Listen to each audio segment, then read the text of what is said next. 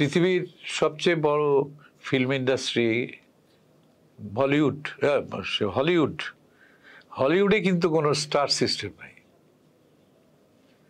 হলিউডে আর্টিস্ট অথবা অ্যাক্টর, একজন অ্যাক্টর, ভালো অ্যাক্টর, ডাস্টিন হফম্যান, সে স্টার না, he is a brilliant actor. অথবা টম হ্যাঙ্কস, আরো অনেকে, অনেক অনেক অ্যাক্টরের নাম করা যাবে যারা হচ্ছে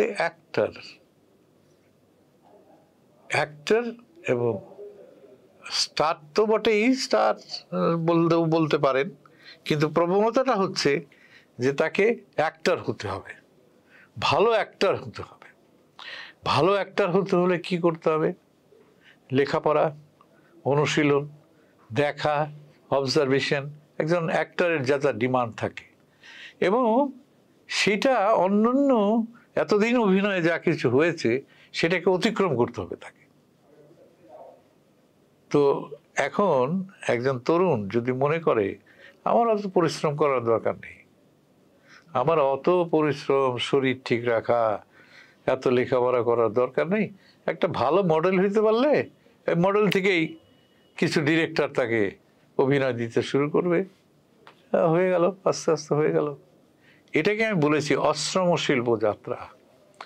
এই যে পরিশ্রম না করে কিছু অর্জন করা, পরিশ্রম না করে কিছু অর্জন করার প্রবণতা, এবং এটা এসছে কিন্তু মেইনলি আমাদের পলিটিক্স থেকে। আমাদের রাজনীতিতেও খুব বেশি কিছু দরকার হয় না। হ্যাঁ, পেশি শক্তি যদি ঠিক মতো থাকে তাহলেই হয়। আর যেখানে নাকি পেশি শক্তির অভাব আছে, যেখানে বুদ্ধির প্রয়োজন আছে, যেখানে চিন্তার প্রয়োজন আছে, মানুষ চিন্তাশীল হতে হবে, সেই জায়গাগুলি যেমন আমাদের রাজনীতিতে অনুপস্থিত, তেমনি কিন্তু আমাদের এই শিল্পের ক্ষেত্রেও তার ছায়া এসে পড়েছে। তো কাজেই এই যে দ্রুত একটা কিছু হওয়া, এটা আপনাদের পত্রপত্রিকায় আমরা নিউজ পড়ি যে 4 বছর আগেও তার একটা ভাঙা দোকান ছিল, এখন সে কোটিপতি, কয়েক কোটি টাকার মালিক হয়ে গেছে।